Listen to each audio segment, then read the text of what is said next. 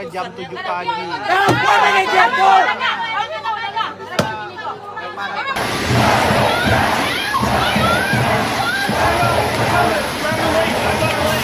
Oh my God! Okay, it's happening. Everybody stay calm. What's the procedure, everyone? What's the procedure? Stay calm. Wait. Everybody calm down. Assalamualaikum and hi everyone. My name is Muhammad AZRIN and I'll be the one of your facilitator today. Join me are... Before we start into the slide, let me paint a picture of you. Imagine it a chaotic Monday morning. You are already handling a heavy workload and suddenly, out of nowhere, the entire system crashed. Within a minute, the phone starts ringing off the hook. Your inbox is floating and frustrated. Angry customers are demand immediate answer like in the previous video. Let me be honest with ourselves for a moment. Have you ever experienced that sudden, freezing wave of panic in a moment like that? That feeling where your heart sick and for a split second, you just don't know what to do next. If you are nodding your head or even just thinking about a time that happened to you, don't worry, you are definitely not alone.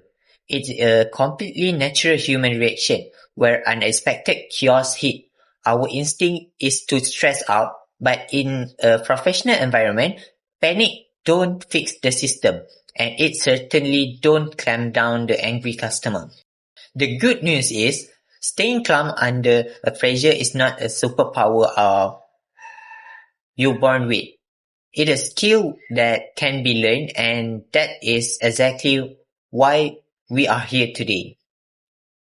In this crisis management program, we are going to unpack the practical strategy, mindset shift, and communication tools you need to navigate their exact moment. By the end of this session today, you won't just know how to survive in the workplace crisis, you will know how to maintain your cool, take control of the situation, and respond like a seasoned professional.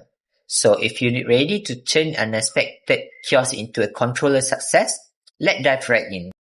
A crisis is not limited to incidents such as fires or physical injury. It also includes technical failure, cybersecurity breach, operational disruption, equipment malfunction, natural disaster, data leak, reputational damage, and financial challenge, or any situation that threat for safety, stability, or continuity of organization. Identifying a crisis at the early stage is essential, as it enables for organization to respond quickly, minimize potential damage, protect employees and stakeholders, and ensure business continuity through effective crisis management strategy. In our previous section, we focused heavily on psychological side of things, on how to control your breathing, stay grounded, and manage your immediate emotional reaction. But staying calm is only half the battle. Once you are calm, you need to know exactly what to do. You need a logical step-by-step system to tackle the chaos. And that brings us to the ultimate industry secret. So when you look at crisis management expert, the professional who handle high-stake disaster under intense pressure, they don't just wing it. They rely heavily on a highly effective tactical framework known as OODA loop. So before we break it down, you might wonder, where does this come from? The OODA loop was actually created by a military strategist named John Boyd. Undefeated fighter pilot, he designed it to help pilots make split-second life or death decisions in the middle of chaotic dogfight. Today, this exact framework has been adopted by corporate leaders, emergency responders, and top-tier organizations worldwide. Why? Because a business crisis, whether it is a major system crash, a security breach, or a PR nightmare, feels exactly like a chaotic battlefield. You need a fast, structured way to think. So let's break down on what OODA actually stands for and how you can apply it instantly. So the first one is O for observe. When a crisis hits, the first instinct for most people is to panic and assume the absolute worst. Experts, they do the opposite. They pause and observe. You look closely at the raw fact. You gather real data and ask yourself, what is actually happening right now? Is the entire system down or is it just one localized server? Filter out the gossip, ignore the noise, and look strictly at the reality of the situation. So, number two is O also for Orion. Okay, once you have the fact, you need to Orion yourself. This means analyzing the data to understand the true impact. You assess the landscape, who is affected, what are our options. You connect the dots based on your training and experience. It's about creating a clear picture of the problem so you don't waste energy fixing the wrong thing.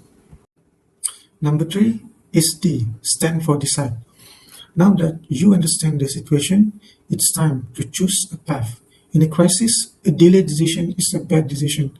You look at your option, choose the most effective solution, and commit to it. No second guessing, no overthinking, and no hesitating. You make a firm, clear decision. And number four, A for act. So finally, you act, you execute your decision swiftly, confidently, and professionally. You put the fix into motion. But here is the most important part. It is called a loop for a reason. It doesn't stop once you act. The moment you implement your solution, you immediately loop right back to step number one. You observe the result. Did the action fix the system? Did it calm the customer? If yes, great.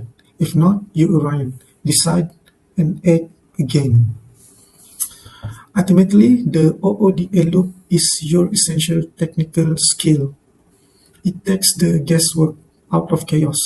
When everything around you is falling apart, mastering this loop is exactly what will allow you to stabilize the situation rapidly.